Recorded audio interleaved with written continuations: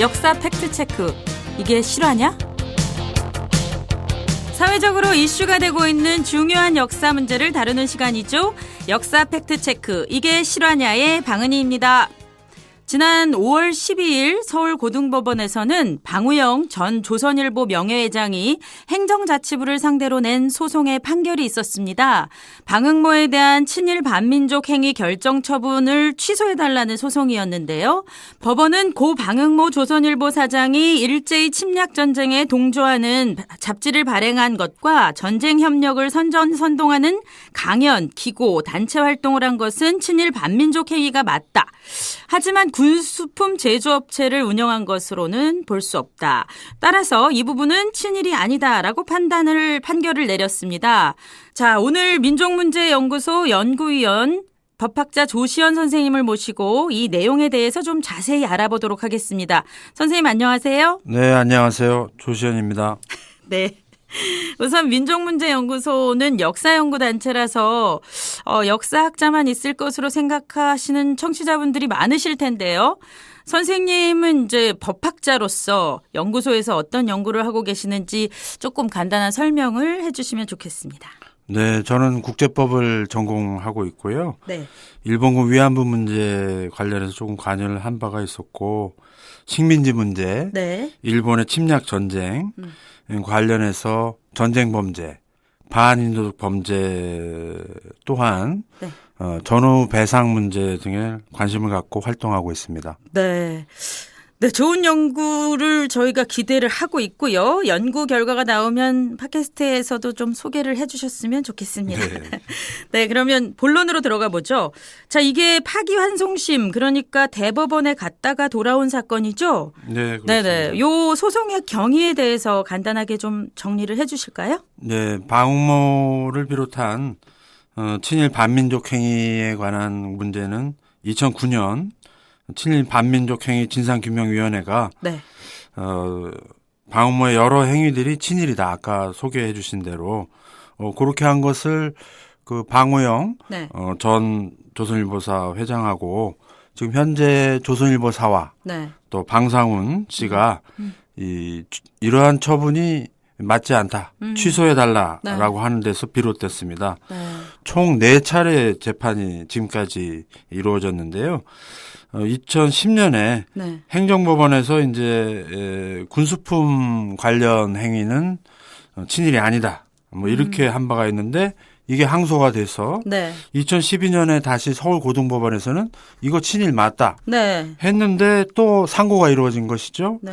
그래서 대법원에서는 작년 11월 9일 날 친일이 아니다. 군수업체를 운영한 것이 아니다. 이런 판결이 나오게 된 겁니다. 네. 그래서 대법원의 이유를 보면은 이 군수품 제조업체를 운영했다고 하기 위해서는 첫째로 그런 업체에 일정한 직위로 있었다. 그걸로는 충분하지 않고 또 경영에 관한 의사결정을 해야 된다라거나 네. 업무 집행에서 주된 역할을 해야 된다라고 해서 주된 역할. 네, 상당히 높은 이제 정도의 기준을 제시하였습니다. 이걸 보면은 이제 친일 반민족 행위 진상규명법에 따르면 네. 군수업체를 운영하면 친일이 된다라고 해서 이제 운영 여부가 네. 초점이 되게 되는데 대법원 판결을 잘 읽어보면 운영을 경영이라든지 업무 집행이라든지 마치 회사법의 문제처럼 다루고 있는데요.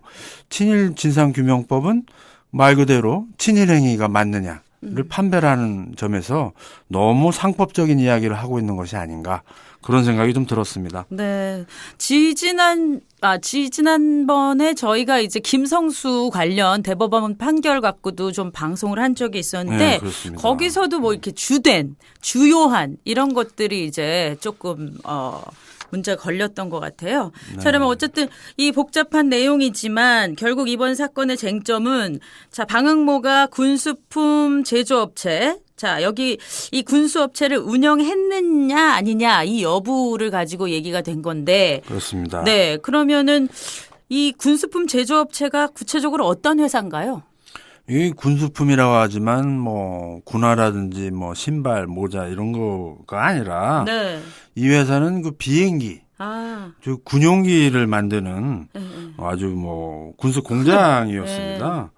그래서 당시 조선이라고 하는 것은 일제의 원료 공급지고 병창 기지 정도만 했는데 이런 최첨단 비행기 공장이 들어왔다는 거는 굉장히 의외라고 할 수도 있을 것 같아요. 네. 그런데 이건 사정이 있습니다. 이 회사는 1944년 가을 네. 10월에 이제 창립이 되는데 사실 1944년 시점에는 그 일제가 벌인 태평양 전쟁, 네. 즉 아시아 태평양 전쟁이라고 하는 전쟁에서 수세에 밀리게 되지 않습니까? 네. 그래서 연전 연패를 하다가 결국 일본 본토까지도 미군의 B-29 같은 이제 공습을 받던 상황이어서 네. 절체절명의 위기에 있었다. 이렇게 볼 수가 있습니다. 그래서 일제는 이제 따라서 식민지 조선에도 이런 비행기 공장 같은 것이 필요했던 것이죠. 그래서 얼마나 급했으면 관련 법령들을 이 회사 창립에 맞게 이렇게 조정하고 또 일사천리로 설립을 강행했다고 할 수 있을 것 같습니다. 또한 이 회사를 보면 대개가 일본 자본이 들어오고 당시 기술자들은 이제 조선 사람에게 자리를 내주지 않았지 않습니까? 네네. 그 기술도 전부 일본 기술이고 또 원자재 역시 또 일본에 수입하는 그런 거지만 이 친일 또 부역행위의 효과를 선전활동을 노리기 위해서 상징적으로 네. 방모와 같은 그 친일 인사들을 이제 배치했다. 뭐 이렇게 볼 수 있고 네.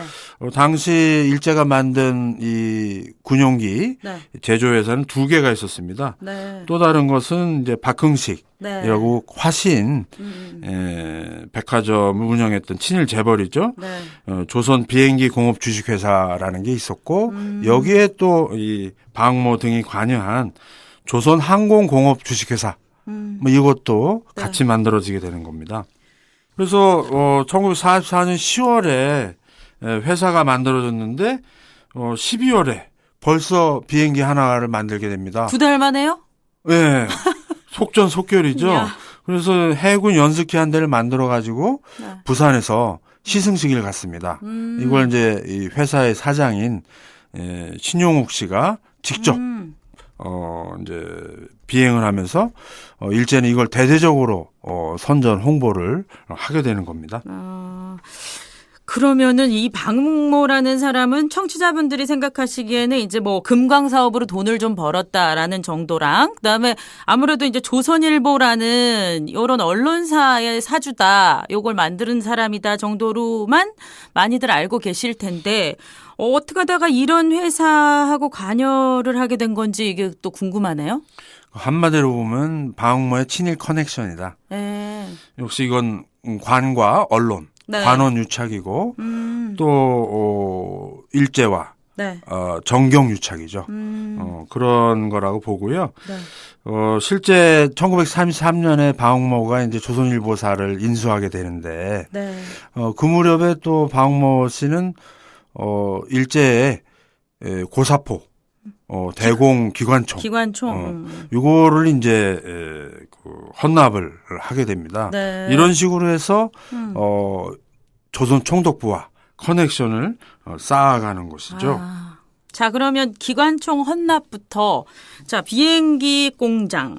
자, 그러면 제가 문득 생각나는 영화가 있는데요. 영화 암살에서 그 전지현 씨 아버지로 나왔던 이경영 씨가 연기했던 친일파가 있었는데 강인국이라는 사람이 있었거든요. 그렇죠. 네, 거기 강인국이 모델로 삼고 있는 인물이 자, 조선항공공업 사장 우리 신용욱 씨라고 하던데 자, 그럼 박묵모하고 신용욱의 관계는 어떻게 시작됐나요?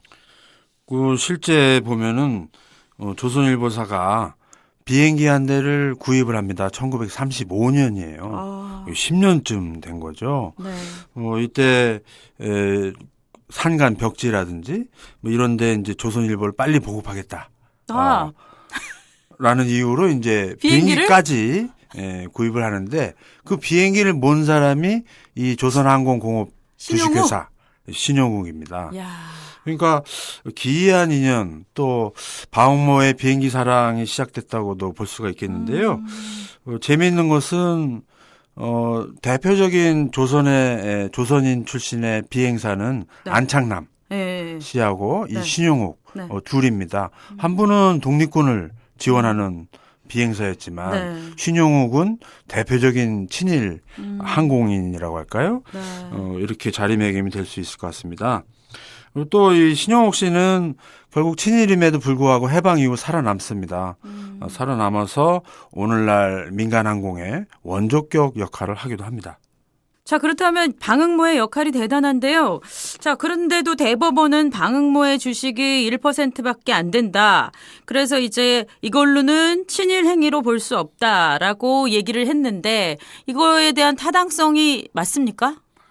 네, 그 조선항공공업 주식회사 네. 이 자본금이 이 1,000만 원입니다. 네. 이 대부분은 이제 그 일제가 투자한 국제 회사들, 네. 동양척식회사라든지 또 조선척식은행 네. 뭐 등 해가지고 75%를 이 대주주 기관 투자자라고 할 수 있겠죠. 네. 나머지 부분을 이제 개인들이 맡게 되는 건데 네. 이것은 딱 10명 한정입니다. 대표적인 친일 인사들에게 이제 나눠주다시피 해서 방문은 실제 2,000주 시가로 하면 당시 10만 원 네. 해당하는 건데 지금으로 치면 10억 원. 또 전시 인플레이션 같은 걸 감안하면 그 이상이 되는 어마어마한 엄청난 돈이에요. 소액주주라고 할 수는 없을 것 같네요. 그렇습니다. 네. 그리고 배당도 이게 6%씩 6개월씩 하면 이 수천 원 정도가 되는데 당시 웬만한 기업 네. 월급이 50원 정도였다라고 생각한다고 하면 상당한 배당까지 챙기는 짭짤한 자리였다. 이렇게 돈을 정리할 쓸어 수 있을 것 모았네요. 같습니다. 아주 그냥. 네. 자, 그러면은 이거는 뭐 떼돈을 벌 수 있는 자리를 방응모한테 줬다는 건데 그러면 이렇게 중요한 이 군수회사의 감사 자리를 맡고 있는 게 친일행위가 아니라는 게 납득이 좀 안 가는데요. 감사라고 하면 회사의 임원급 정도는 될 것 같은데 아닌가요? 네, 그렇습니다. 실제 이제 그 주식회사를 만들기 위해서는 이사나 경영진이라고 할까요? 이 사람들만 있어가지고 되는 것은 아니고 그 회계를 감사한다든지 또 업무를 감사한다든지 감사 자리가 필수적인 것입니다. 네. 그래서 감사가 없으면 회사를 만들 수도 없고 또 회사를 돌릴 수도 없고 네. 즉 운영할 수도 없는 거다. 뭐 저는 그렇게 생각하고요. 또 이 감사 자리는 또 막대한 연봉이 또 10,000원 이상 상당한 연봉까지 챙기는 그런 자리라고 할 수 있을 것 같습니다. 그럼 막강한 권한을 가진 그런 자리인데 자, 그 회사의 감사는 방응모 한 사람이었나요, 그러면? 당시 일본 상법에 따르면 감사는 이제 여러 명을 네. 둘 수 있게 되는데 이 경우에는 딱 2명이었습니다. 네. 방모와 같이 감사가 된 사람은 산택 화삼랑이라고 하는 사람인데 일본 말로는 야마자 와사부로라고 하는 사람인데요. 이 사람은 동경제대 출신의 고등고시 패스한 전형적인 조선총독부 관료였습니다. 네. 요직을 전전하다가 이제 퇴임하면서 동양척식회사의 이사가 되고 또 이분이 또 재미있는 게 네. 오늘날 한국 마사회 있지 않습니까? 네, 네. 이게 일제가 만든 조선 마사회라고 하는 것을 전신으로 두고 있는 것이죠. 네. 그래서 이 마사회가 뭐 하느냐 하면 이제 경마장 운영하는 거 아니겠습니까? 네. 이 마사회가 사실은 당시 고위층 사교장이고 또 투기 뭐 이런 것도 하면서 전시 자금을 조달했던 네. 그런 측면이 좀 있는 것 같습니다. 이 마사회를 실질적으로 만든 인물이다, 이분이. 그렇죠. 네. 산택 화삼랑이라는 사람이. 그러면 그때나 지금이나 말이 좀 문제가 많네요. 네, 그렇습니다. 네, 그러면 그런데 실제 산택 화상낭은 네. 전쟁이 끝나고 나서 이게 고위 공직자였기 때문에 네. 미 군정에 의해서 공직 추방 대상자로 선정이 됐는데 네. 같은 역할을 한 방학모는 네. 대법원에 따르면 친일이 아니다. 헐. 뭐 이렇게 돼버리니까 조금 문제가 아닐 수 없습니다. 이건 무슨 일본보다도 더 못한 판결이 나온 거라고 볼 수 있겠네요. 자, 그러면 마지막으로 대법원 판결에 대해서 한 말씀 해주시죠. 네, 결론적으로 대법원 그리고 이번에 서울고등법원 판결에 따르면 방학모는 군수업체를 운영한 것이 아니다. 즉 친일 행위가 아니다. 이렇게 얘기하고 있는데 네. 대법원의 논리는 보면 좀 형식적이고 피상적인 감이 좀 있습니다. 예, 방학모의 행위를 좀 더 전체적이고 네. 또 포괄적으로 평가해야 되는 것이 아닌가 하는 생각이고 결과적으로 대법원이 이 면죄부를 주는 결과가 되어서 안타깝습니다. 또한 이미 친일 반민족 행위 진상규명위원회는 활동을 종료했기 때문에 국가 차원에서는 더 이상 이런 친일 행적들을 조사할 수 없다는 문제, 네. 뭐 이런 것도 좀 아쉽고 또 조선일보 사주가 이런 친일 행위를 은폐라고 할까요? 네. 왜곡하고 그러기보다는 좀 진지하게 네. 대면하고 반성하는 자세를 좀 보이는 것이 필요하지 않을까 이런 생각이 좀 듭니다. 자, 그러면은 이 얘기를 듣고 나니까 전국에 계시는 그 감사님들이 한번 말씀을 해주셔야 될 것 같은데 본인들은 회사 경영이나 운영에 뭔가 역할을 충분히 하고 계신지 안 하고 계신지에 대해서 이 사법부에다가 한번 얘기를 좀 해줬으면 속이 시원하겠습니다. 오늘은 민족문제연구소 연구위원 법학자 조시원 선생님을 모시고 방학모 재판에 관해 알아봤습니다. 자, 법적 판단이 나오긴 했지만 역사적으로 보면 방학모의 친일 행위는 명백하다고 볼 수 있겠죠. 그리고 해방 이후 조선일보로 대표되는 언론 권력의 폐해도 엄청난데요. 이 문제도 분명히 해결해야 할 적폐 중에 하나라고 생각합니다. 자, 귀한 말씀해 주신 조시원 연구위원님께 감사드리면서 이 시간을 마치겠습니다. 감사합니다. 감사합니다.